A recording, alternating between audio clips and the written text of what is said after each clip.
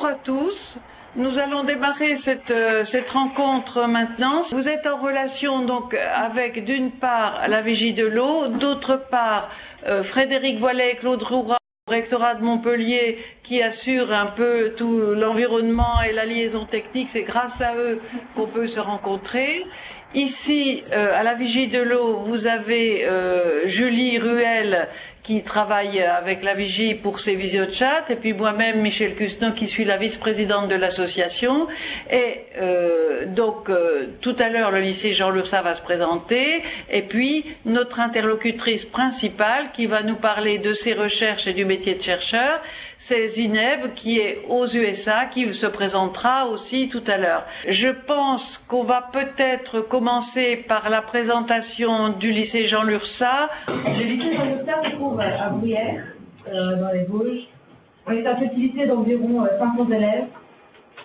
On a actuellement toutes les filières générales, donc LS et ES, et une filière technologique STMG. On est classe de seconde. Cette année, actuellement en SVT, on a commencé le chapitre sur la biomasse. On a lancé un peu le sujet sur la production comment on produit l'énergie à partir de la biomasse et on voulait en savoir un peu plus. Nous sommes le lycée de Lunéville, de Boutet, donc le lycée Boutet de Monvel. Donc, et nous avons ici une section donc de première S scientifique avec une option sciences de l'ingénieur. Et donc ce sont des élèves de première S. Donc nous sommes un petit lycée à 30 km de Nancy. Bonjour à tous. Donc je vous parle des États-Unis actuellement. Je vais mettre mon PowerPoint et puis on va commencer ma présentation. Donc je vais vous parler de ma recherche sur les extractifs des nœuds. Donc j'ai commencé en 2012. Avec l'INRA, donc l'INRA qui me finance, qui me paye, qui me donne mon salaire. Après, avec le soutien aussi du Labex Arbre. Et après, donc, en effectue une thèse, donc, au sein de laboratoires de recherche, avec des encadrants, des chercheurs. Donc, moi, je fais ma thèse au sein du LERFOB, donc, et du LERMAB. Ce sont deux laboratoires nancéens très, on va dire, réputés, reconnus dans le domaine du bois en France. Il n'y a pas beaucoup d'instituts, de labos consacrés au bois en France, et le LERFOB et le LERMAB sont très bien connus. Les nœuds, comme je vous ai mis ici, c'est eux qui permettent de supporter les branches. Donc, c'est comme une articulation, en fait, ici, entre les branches et le tronc principal. Donc, c'est comme un genou, un coude, il faut relier deux parties. Et donc, pourquoi donc ils sont essentiels? Parce que les branches supportent les feuilles, et c'est dans les feuilles qu'a lieu la photosynthèse, et donc la fabrication de nutriments pour l'arbre, la circulation de l'eau, comme je vous ai mis ici sur ce schéma. Donc, tout passe par le nœud pour aller vers les branches et vers les feuilles et revenir vers le tronc pour l'alimenter et même vers les racines pour puiser les nutriments du sol. Donc, l'arbre ne peut pas se passer de nœud, ça c'est sûr. Mais le souci, c'est qu'une fois qu'on a coupé l'arbre et qu'on veut s'en servir pour faire des meubles, de la construction, des poutres et surtout du papier, ben, ces nœuds-là, ils sont un peu dérangeants parce que ils ont certaines propriétés. Le nœud ici, donc si je coupe l'arbre dans le sens longitudinal comme ça, on voit le nœud qui est orienté obliquement, celui-là aussi, par rapport à l'arbre qui est lui bien orienté verticalement. Donc il y a déjà un changement d'orientation. Ça veut dire quand la scie elle va venir pour couper, là elle va couper normalement, aucun souci, puis là elle va rencontrer un obstacle, donc la scie elle va s'épuiser, il y a de la consommation d'énergie, tout ça c'est calculé par les ingénieurs, ils n'aiment pas trop. Et après, vous voyez que les nœuds ici sont colorés, ils sont encore plus foncés que le reste du bois. Donc, ça veut dire qu'ils ont encore d'autres molécules, une densité plus forte. Et donc, ça, c'est aussi dérangeant parce que ça demande plus d'énergie pour les nettoyer, pour les retirer, pour les papiers. Pour le papier, par exemple, ils s'en servent pas parce qu'ils ces nœuds, ils ont beaucoup de résine et en fait ça met des petites taches qui collent sur le papier, donc la qualité du papier elle est pas terrible. Alors ces nœuds-là jusqu'à maintenant, donc essentiellement l'industrie papetière, elle les retirait, elle les mettait en chaudière et puis elle les brûlait et puis ça faisait de l'énergie. Mais comme vous savez, depuis maintenant quelques années, on parle de développement durable, on parle de chimie verte. Donc, on essaye de valoriser ce déchet. Donc, au lieu de le mettre en chaudière et de le brûler tout simplement, on essaye d'en faire quelque chose d'autre pour que ça apporte plus d'argent. Comment se forment les nœuds? Répète. Alors les nœuds, donc au début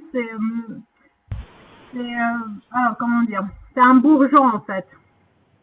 C'est juste un bourgeon qui est sur le côté, puis chaque année il grandit et il grandit donc en diamètre et après il grandit avec la branche. C'est du bois en fait. C'est vraiment du bois, c'est pas un autre tissu, c'est du bois qui s'agrandit, qui grandit en diamètre, qui grandit en longueur. Et en réalité, c'est une partie de la branche qui est incluse dans le tronc. Donc vous voyez donc à l'extérieur du tronc, vous voyez des branches, mais à l'intérieur, ça s'appelle nœud. C'est juste ça la différence. Donc c'est du bois, ça se forme comme ça forme du bois, c'est-à-dire chaque année, il y a des cellules qui se mettent en place et ça grandit comme ce que je vous ai montré à la fin, la photo microscopique du bois. Le nœud, il est exactement comme ça. C'est des cellules, donc c'est des cellules avec des parois et au milieu c'est du vide. Et c'est pas plus compliqué que ça, mais il faudrait plus un cours quasiment pour formation du bois qui est très passionnante. Qu'est-ce que c'est que les extractives? Donc les extractives, c'est des petites molécules naturelles présentes dans le bois, mais pas que en fait. Toute la biomasse fabrique ces petites molécules. Donc par exemple, juste pour rester dans l'arbre, les feuilles ont des extractives, les racines ont des extractives, l'écorce a des extractives et donc le bois aussi a beaucoup d'extractives. Donc comme je disais, c'est des petites molécules. Il n'y a pas des milliers, mais en fait il y a des milliers de molécules et on les répartit selon des familles bien spécifiques. Et donc qu'est-ce qu'elles font ces molécules? Et en fait c'est elles qui donnent cette coloration au duramen. Parce que donc c'est elles qui sont responsables de cette coloration. C'est ces molécules-là qui sont responsables de l'odeur aussi de certains arbres très caractéristiques comme les conifères. Et surtout c'est des molécules en fait qui vont protéger l'arbre. Elles vont lutter contre les insectes, elles vont lutter contre les champignons, contre les attaques même de la lumière, des UV. Donc c'est des molécules qui peuvent être toxiques, qui peuvent être antifongiques. Donc elles ont plusieurs propriétés. Donc c'est des molécules qui sont présentes en très petite quantité dans le bois. C'est entre 5 et 10% de la masse totale du bois. Donc c'est pas la majorité, mais elles ont des propriétés et elles ont un intérêt pour le bois et pour l'arbre, pour sa survie. Une étude, une comparaison entre le Douglas de la France et le Douglas de Corvallis, de l'Oregon. Et j'ai obtenu mes premiers résultats préliminaires, donc c'est pas encore finalisé. Il y a une différence de concentration. Le Douglas en France, il est beaucoup plus extractible. Et les molécules que je vous ai montrées tout à l'heure ne sont pas les mêmes aussi. Et maintenant, je fais une étude de croissance de champignons. Donc, vous voyez ici sur cette boîte de pétri, il y a 2 morceaux ici de Douglas. qu'on met qui sont riches en extractibles, et puis ici on met un champignon et on regarde la croissance du champignon. Donc vous voyez tout le cercle, le diamètre blanc ici, c'est le champignon qui a grandi, qui va attaquer plus ou moins le bois, et puis donc il faut 2 mois voire plus pour que le champignon puisse bien grandir. Et après, on va arrêter l'expérience pour voir si les extractibles ont empêché le champignon d'attaquer le bois ou alors ils ont eu aucun effet. Donc c'est l'étude que je fais actuellement. Donc ça sert à regarder le rôle des extractibles des nœuds. Donc qu'est-ce qu'ils apportent de plus à l'arbre. Pourquoi avez-vous choisi le Douglas? Alors, le Douglas, c'est parce que c'est quasiment la seule essence qui est dans l'état d'Oregon, où est-ce que je suis actuellement. Donc, c'est une essence qui est, comme je l'ai dit, elle a été découverte ici, donc aux États-Unis. Donc, on va dire, c'est la zone géographique de naissance. Donc, il n'y a pas mieux pour étudier une naissance qu'aller là où est-ce qu'elle est née exactement. Donc, pour comprendre les propriétés naturelles. Donc, c'est un arbre. Et donc, pourquoi plutôt j'ai choisi les États-Unis? Parce que l'université de Corvallis a une grande histoire, une longue histoire de partenariat avec les laboratoires à Nancy. Donc c'est des laboratoires forestiers, il n'y en a pas beaucoup dans le monde. Donc tout le réseau des laboratoires forestiers en France se connaissent et dans le monde.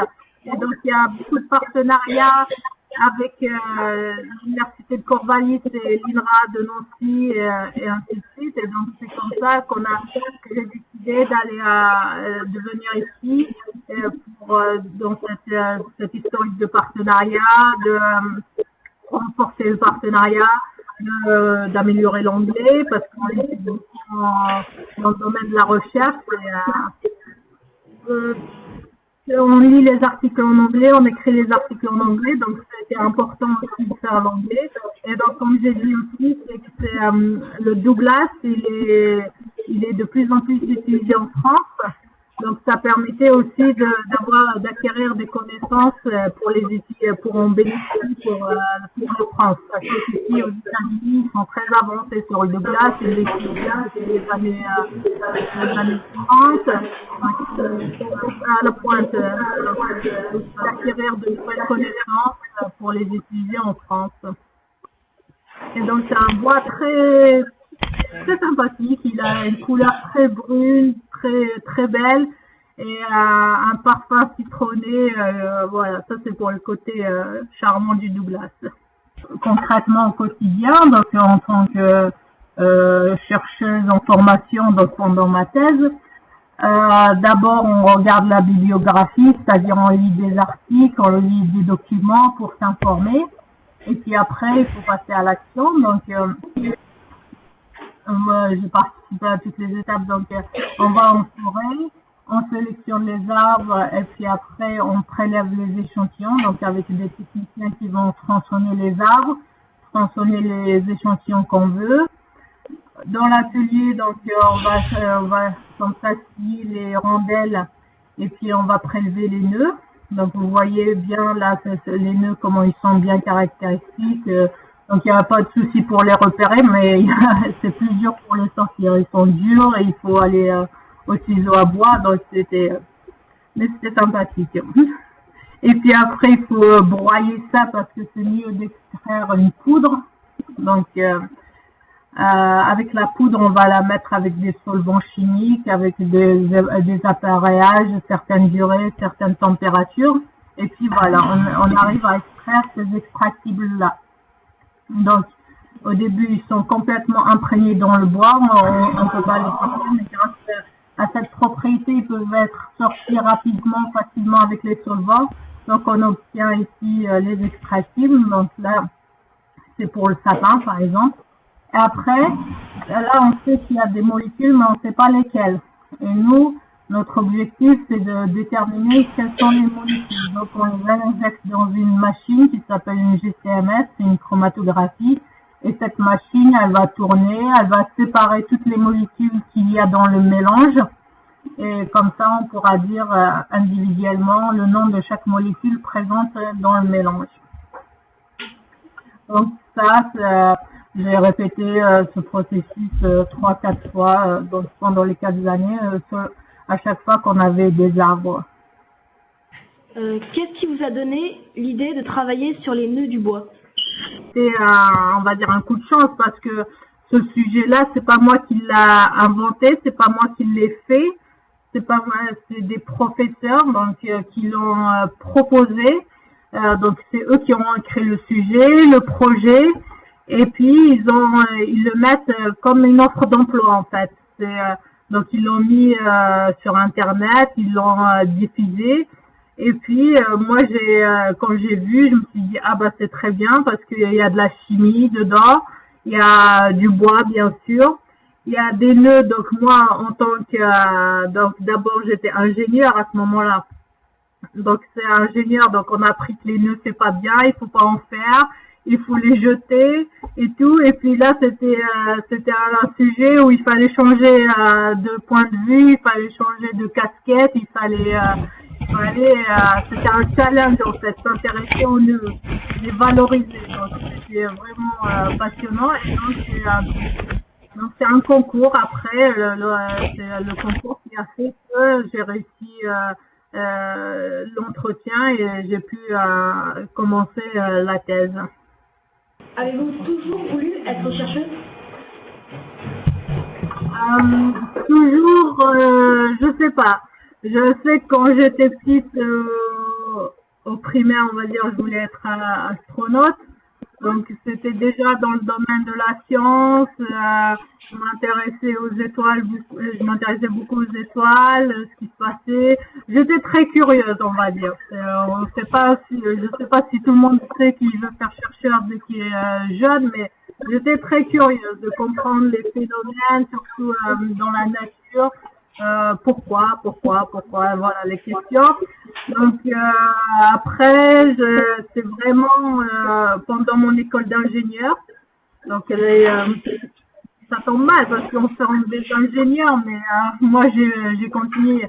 Il y a des ingénieurs qui continuent en recherche. Donc je sais qu'il y a une classe de première sciences de l'ingénieur, donc c'est possible de continuer en recherche.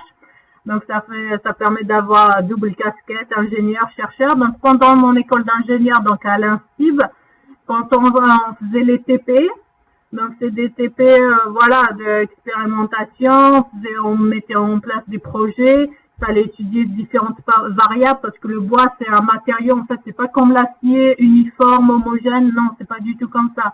Le bois il est très variable.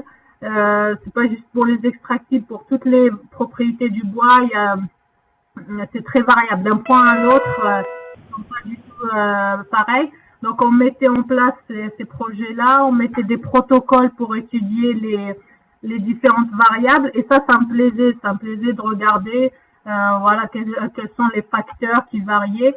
Et donc je pense que oui, en deuxième année d'école d'ingénieur, c'est là que je me suis dit, je vais certainement continuer en recherche. Et donc, je me suis rapprochée des professeurs et je leur ai dit, si vous avez un sujet, et surtout le financement, parce que c'est bien parce que quand on est en thèse, on est étudiant et puis on est salarié, donc on a un salaire. Donc ça c'est super, ça peut motiver quelques-uns. Donc, il faut avoir le financement. Donc, quand j'ai eu la chance d'avoir la candidature, donc le sujet qui me plaisait, plus le financement, donc j'ai continué là-dessus pour devenir donc maintenant chercheuse. Voilà, après la soutenance de thèse, on est chercheur. Quelles sont les qualités pour devenir un bon chercheur? Bon, tu es une chercheuse brillante, tu as été récompensée à plusieurs reprises. Quelles sont pour toi les qualités nécessaires pour être chercheur? Alors la première, c'est d'être curieux. Il faut être curieux. Il faut s'intéresser à plusieurs choses, il faut s'intéresser, par exemple, voilà, pourquoi ça fonctionne comme ça, pourquoi c'est comme ça, pourquoi c'est pas comme ça, pourquoi quand je fais ça, il y a cette concentration qui augmente, pourquoi quand la température diminue, il y a rien qui se passe, enfin, c'est des choses, voilà, être curieux, je pense. Après, il faut de la rigueur. C'est-à-dire quand on fait un protocole expérimental, quand on veut faire une expérience, il faut être rigoureux, il faut bien réfléchir avant, il faut bien étudier, donc il faut faire donc ce que je disais de la biblio dans notre domaine, quand on dit biblio, c'est lire beaucoup de documents, lire beaucoup d'articles pour comprendre, pas juste se lancer comme ça, enfin on peut, il y a des chercheurs qui font comme ça j'imagine, mais il y a peu de chances que ça réussisse, si on perd du temps, on va perdre de l'argent, donc il faut bien étudier son sujet avant. Par exemple, moi quand j'ai commencé ma thèse, j'ai passé 6 mois juste de la lecture de documents avant de commencer mes expériences. J'ai pas commencé directement par les expériences. Donc, il faut bien préparer le protocole. Donc, le protocole expérimental est très important à mettre en place, à maîtriser. Et quand, par exemple, s'il n'y a pas beaucoup d'études, il faut faire des tests, des petits tests à petite échelle et après améliorer. Donc, de la rigueur. Et après, quand on fait l'expérience, il faut vraiment être aussi rigoureux. Il faut mettre, par exemple, nous, les extractibles, il faut mettre température, il faut que ça soit froid, il faut pas qu'il y ait de la contamination avec autre chose, il faut pas que ce soit au contact de la lumière. Donc, il faut respecter ces contraintes-là. Sinon, on sait que ça va pas marcher. Ce sera dommage d'avoir passé du temps et à la fin de ne pas avoir de résultat. Après, il faut de la patience, bien sûr, il faut être patient, il faut pas être, par exemple, là, les résultats que je vous ai montrés, c'est sur 3 ans. Là, aux États-Unis, sur une année, ben, j'aurai un tiers des résultats que j'ai eu pendant ma thèse. Donc, il faut pas être frustré de ne pas avoir des résultats tout le temps. Ça marche pas tout le temps, donc il faut être, voilà, endurant. Il faut continuer, il faut pas baisser les bras et puis refaire. Et après, il faut pas compter son temps. Donc, on peut rester jusqu'à 20h, 21h au laboratoire parce que l'expérience exige 8 heures d'expérience. Il y a 8 heures de temps, ben, il faut rester les 8 heures jusqu'à 20h. Et donc, mais quand on aime, on compte pas, hein, parce qu'après, on est autonome. Voilà. Donc, il y a aussi l'autonomie. On se gère soi-même. C'est-à-dire, on a une journée, par exemple, où on aura une expérience de 10 heures, il faut en sorte d'arriver le matin, s'il faut arriver à 6 heures, on va arriver à 6 heures. Puis après, on sait que le lendemain, on peut se permettre de partir plus tôt, on peut, voilà, on est autonome, complètement autonome sur la gestion de son temps. Après, maintenant, les chercheurs, donc, on doit écrire beaucoup de rapports. Donc, faire beaucoup de rédaction, mais c'est de la rédaction scientifique, c'est pas de la rédaction, il faut raconter un roman, non, c'est au contraire, il faut aller droit au but. Donc, c'est la rédaction un peu technique, mais on apprend, il y a des formations pour apprendre à rédiger scientifique, à rédiger en anglais, à rédiger en français. Donc, ça, c'est de la rédaction. Et après, oui, après, il faut s'intéresser. C'est de la curiosité, comme j'ai dit. Donc, on voyage beaucoup. Donc, vous voyez, je suis aux États-Unis, j'ai fait la Malaisie, donc j'ai participé à plusieurs congrès, donc en France, en Turquie. Donc, on voyage pour présenter notre travail. Donc, ça, c'est aussi le bon côté de la chose. Je fais des présentations comme je vous ai fait aujourd'hui. Donc, soit sur PowerPoint, soit sur des posters. Et donc, ça j'adore parce que j'ai toujours aimé voyager. Donc, comme ça me permet de faire la recherche, établir des partenariats avec des gens, des laboratoires étrangers. Et en même temps, voyager, découvrir d'autres lieux. Donc, c'est tout un ensemble. C'est beaucoup de qualité, patience, ouais, patience, ça vient de là.